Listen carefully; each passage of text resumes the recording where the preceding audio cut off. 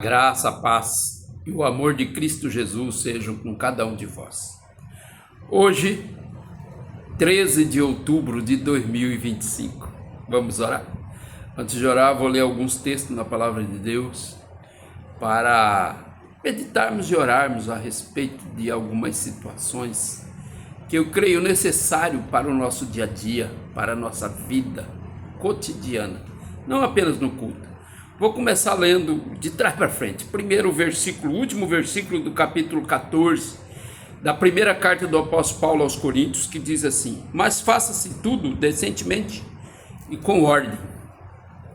Quando a gente lê esse versículo, a gente pensa, isso é no culto. No culto tudo tem que ser com ordem e decência. Observe o que diz o versículo 33. Porque Deus não é Deus de confusão, senão de paz, como em todas as igrejas dos santos. Quem que não é de confusão? Deus. E também as igrejas. Então o apóstolo Paulo está falando, todas as coisas de Deus são com ordem e decência, não só o culto.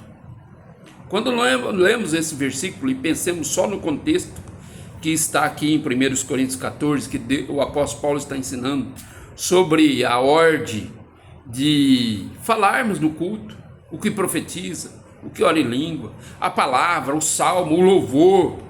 Fala, tudo tem que ser com ordem, porque Deus é assim. Se Deus é assim, não é só no culto. Mesmo que o contexto aqui está dizendo, é no culto tem que ser assim. Sim, claro. Mas quando acaba o culto, eu vou bagunçar tudo? Será? Observe o que Jesus está ensinando. Primeiro, em Marcos, vou ler Marcos 6 a partir do 37. Ele, porém, respondeu-lhe e disse-lhes, dai-lhes vós de comer. E eles disseram-lhe, iremos nós e compraremos 200 dinheiro de pão para lhes darmos de comer? E ele disse, quantos pães tendes? Ide ver. E sabendo eles, disseram, 5 pães e 2 peixes. E ordenou-lhes que fizesse assentar a todos em ranchos sobre a erva verde. E assentados se repartiram de 100 em 100, de 50 em 50. E tomando ele os 5 pães e os 2 peixes, levantou os olhos ao céu, abençoou e partiu os pães e deu-lhes aos seus discípulos para que pusessem diante deles, e repartiu os 2 peixes por todos. E todos comeram e ficaram fartos. E levantaram-se 12 cestos cheios de pedaços de pães e de peixes. E os que comeram os pães eram quase 5.000 homens. Aqui já tinha acabado o culto? Já. E observa que nem era na igreja. Era num lugar que a multidão seguiu Jesus. E quando terminou a pregação, já muito tarde, as pessoas estavam com fome e Jesus teve misericórdia. Aqui é a primeira multiplicação dos pães. Mas as duas, Jesus agiu semelhantemente. Podemos ler nos 4 textos que se refere a essa multiplicação. Em Mateus 14, em Lucas 6, aliás, Lucas 9, Marcos 6 e João 6 também. Quando terminou, já tinha acabado, todo mundo podia ir embora, mas Jesus teve compaixão. Falou, não, dá-lhe voz de comer. Vocês têm que dar de comer para antes de liberar para eles ir embora. Só faltaram eles falar para Jesus, esquece, já acabou o culto, não é mais nossa responsabilidade, libera esse povo. Mas com Jesus não é assim, tudo é com ordem e decência. Jesus fala, o que tem para dar de comer? Não dá tempo de ir, como eles disseram, não temos dinheiro suficiente, 200 dinheiro para ir comprar, está longe as padarias. Divide eles em ranchos, de 100 em 100, de 50 em 50. Em Lucas fala só de 50 em 50, mas o importante é o seguinte, Jesus fez com ordem, com decência. Manda eles se assentar, para não haver tumulto, para não bagunçar. Com ordem, com decência, e divide entre eles, vocês que são os líderes, que são os meus discípulos, que governam comigo, distribui, dá de comer para eles. E eles comeram e beberam. Então a minha pergunta hoje é: como é o nosso comportamento na igreja e na vida, no cotidiano? É com ordem e decência?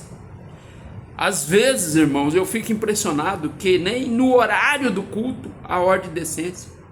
É um levanta, um vai e vem. Ah, vou no banheiro, vou tomar água, vou isso, vou não sei aonde.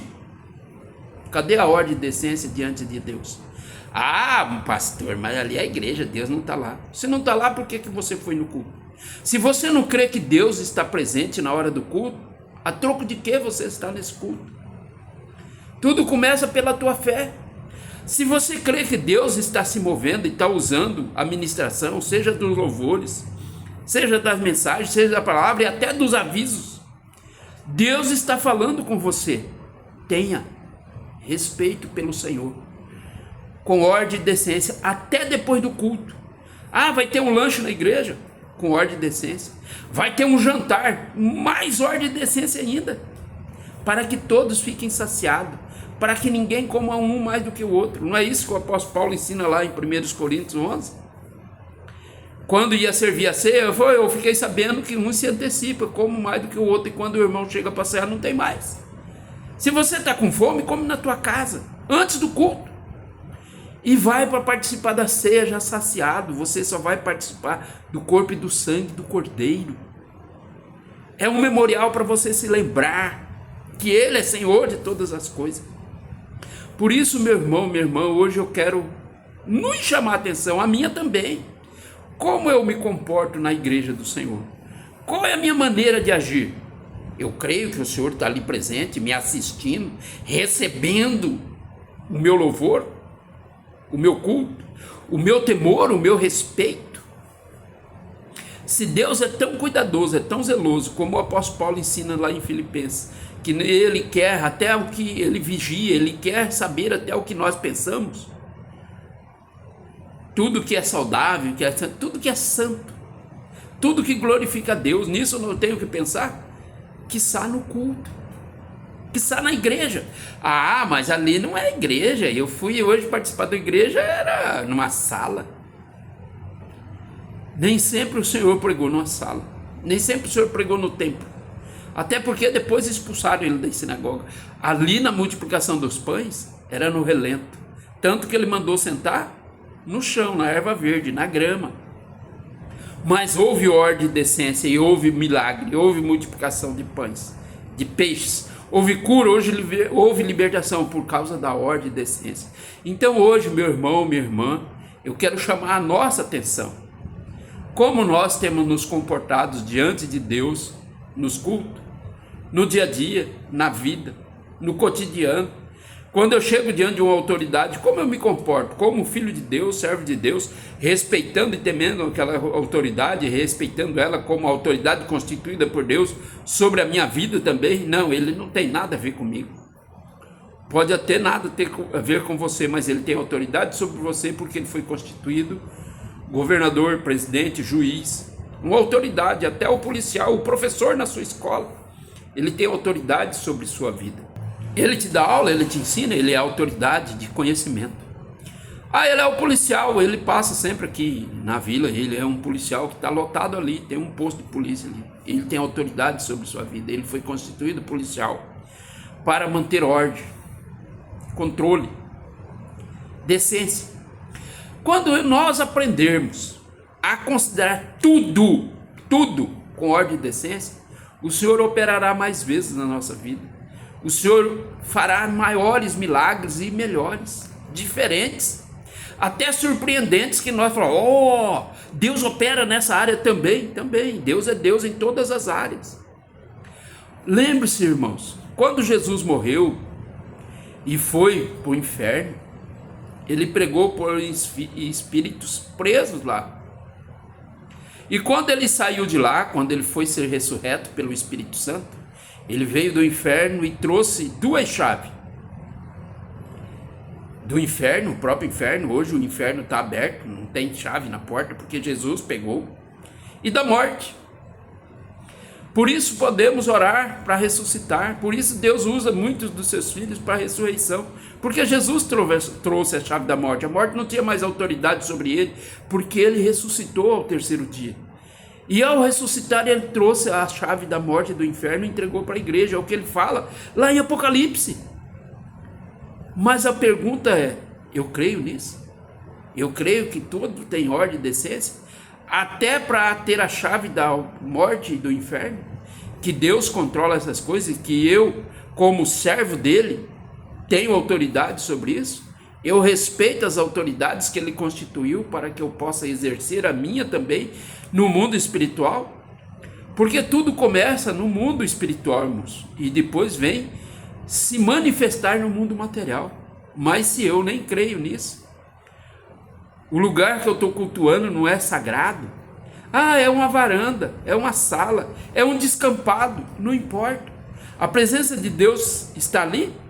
O próprio Deus se faz presente. Jesus veio receber o seu louvor, a sua adoração, a pregação, a ministração. O Espírito Santo manifesta no seu coração para abrir o seu entendimento e você aprender o que está sendo ministrado. Então tenha temor, que haja temor em nós e que tudo haja com temor, decência, com ordem e decência, respeito e decência, respeito e organização, mesmo depois do culto, mesmo depois que já encerrou. Agora nós vamos celebrar, vai ser servido algo para nós, amém, com ordem e decência, com respeito, com consideração pelo seu próximo, seu irmão. Agora eu vou lá na igreja, porque hoje vai ter um jantar depois da igreja. Eu vou chegar na hora do jantar, não quero ouvir o culto. É melhor não ir então. Você está indo só para jantar? Jante na tua casa. É mais decente, é mais respeitoso. Não, eu fui convidado para um jantar na igreja.